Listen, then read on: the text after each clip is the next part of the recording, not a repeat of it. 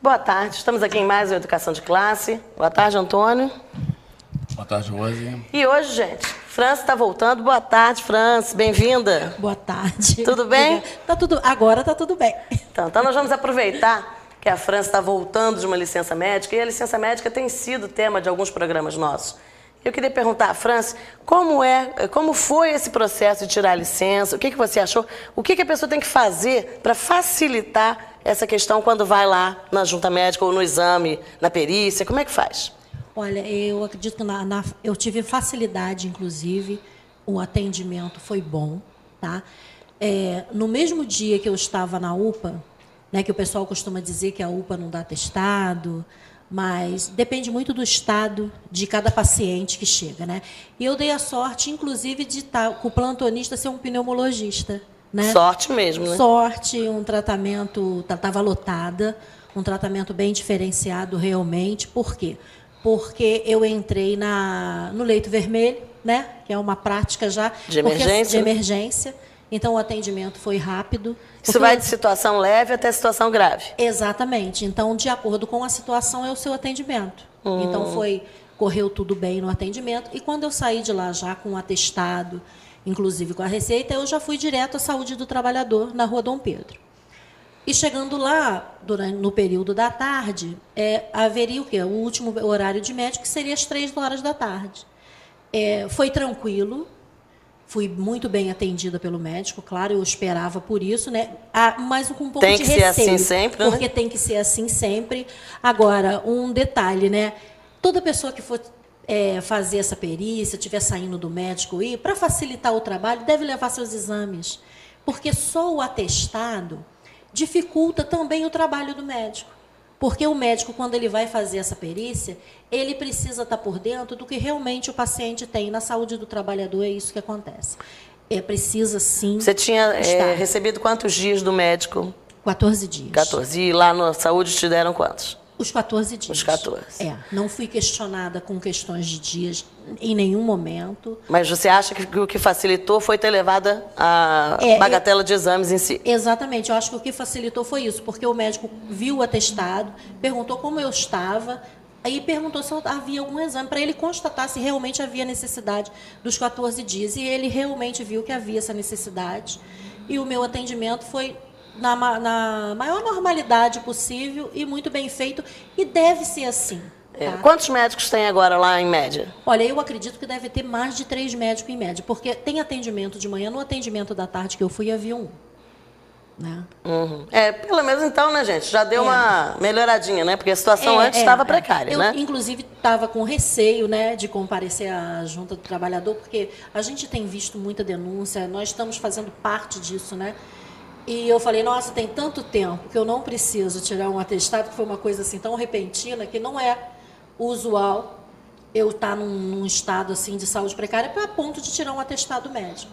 Mas correu tudo bem e eu fiquei satisfeita com isso. Mas, com certeza, o que facilita o atendimento médico é a pessoa estar em mãos de um exame, sim, porque na saúde do trabalhador, para você ser analisada, como também no INSS, você precisa estar em mãos levar a de documentação. exames, precisa de documentação correta. Falando em documentação, a gente queria relembrar as pessoas que estão sendo chamadas nas comissões de inquérito, que estavam marcadas para a semana passada, foi cancelado e está sendo remarcado para a próxima quinta-feira, tá? Então, ficar atento para receber recado, que não é o que deveria ser, né? As pessoas deveriam receber uma correspondência, mas não tem chegado correspondência. Então, ficar atento. A advogada estará à disposição lá, já aguardando pelas pessoas. Quem estará presente será a doutora Adriana Palmer.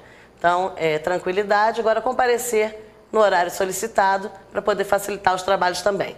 Lembrando a todos que nós temos em vigor uma liminar, que está vigente, tá? Que a Prefeitura não pode fazer absolutamente nada em relação a esses processos. Tá? Então, está havendo a chamada ainda, por praxe, até para poder fazer o arquivamento, ele tem que ser encerrado, né? Tem que ter dado continuidade e ter o encerramento normal. Com relação à questão do processo do dissídio, houve uma movimentação no Tribunal de Justiça e o dissídio iria a julgamento. Só que nós já tínhamos interpelado uma petição solicitando a conciliação, que não houve conciliação na época, né?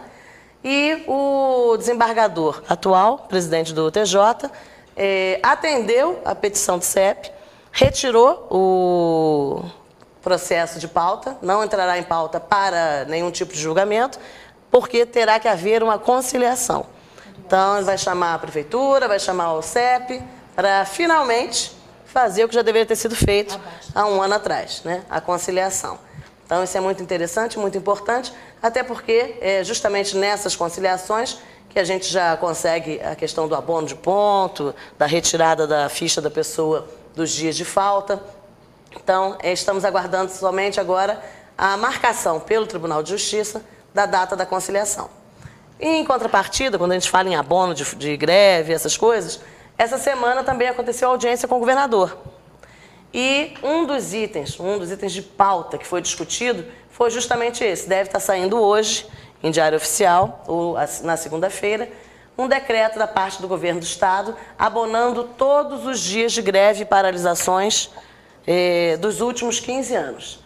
Então, isso é uma vitória, sim, é uma conquista, sim, porque muita gente está com licença-prêmio, outras questões de aposentadoria, penduradas, né, esperando o abono. Então, está sendo abonado direto faltas por greve e paralisações das últimas greves dos 15 anos atrás, até a greve do ano passado, que foi uma greve longa também da rede estadual. Então, isso é, sim, uma vitória. Em compensação, né, parecia que estava tudo caminhando muito bem. França, está sabendo disso, França? Que a França estava, além de estar doente, estar em casa, a França também agora está excluída digital, né? Completamente, porque nem internet chegou ainda. A internet não chegou lá de jeito nenhum. Não chegou lá de jeito nenhum. Então, Antônio, o que está acontecendo? O governador, na reunião de terça-feira, acenou com uma catástrofe, né? Aumento zero.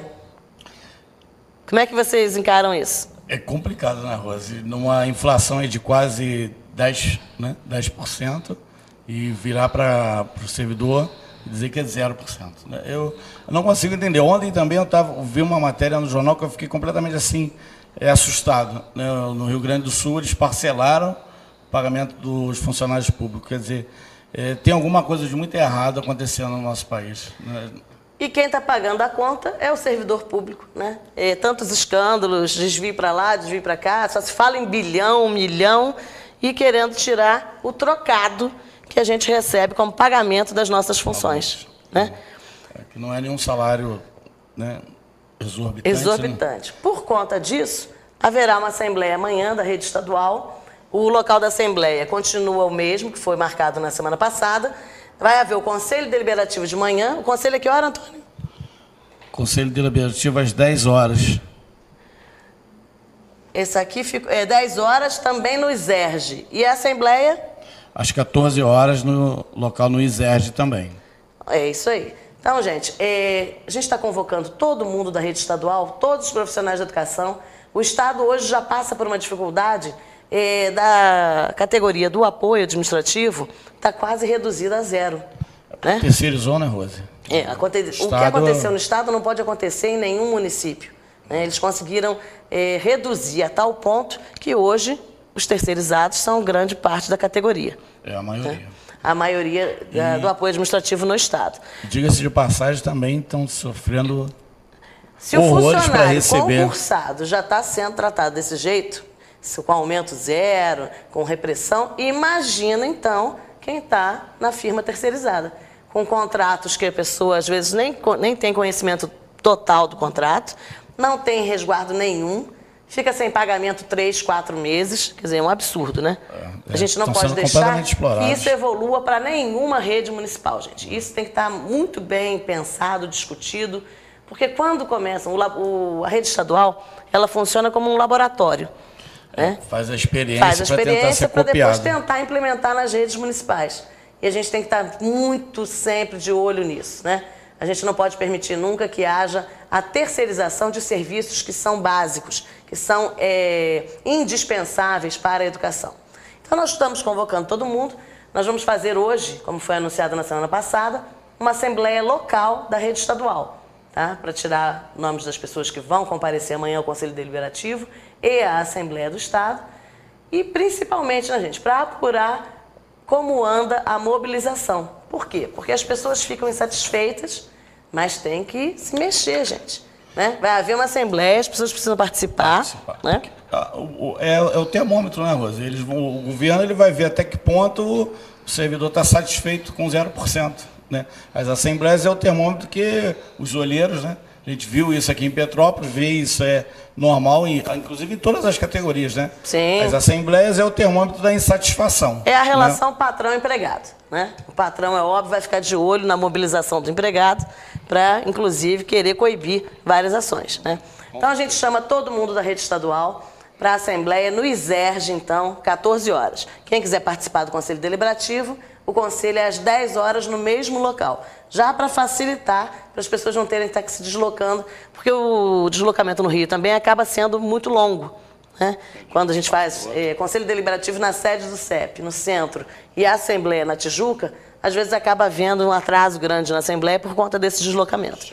Então, o CEP Central achou por bem fazer tudo num local só. Então, amanhã, a gente está convocando todo mundo a participar disso, todos os núcleos regionais, todos os representantes da rede estadual, porque o assunto é muito sério e não envolve só essa questão salarial, não. A questão salarial é um dos pontos da negociação, mas nós temos uma pauta extensa de vários anos, inclusive a questão das 30 horas do pessoal administrativo, né? Que isso está em pauta, foi discutido na audiência com o governador e na Assembleia será passado todo o relatório. E quem vai decidir o que será feito é a Assembleia. Então é preciso que todo mundo esteja realmente comparecendo. Nós vamos para o nosso intervalo e já voltamos.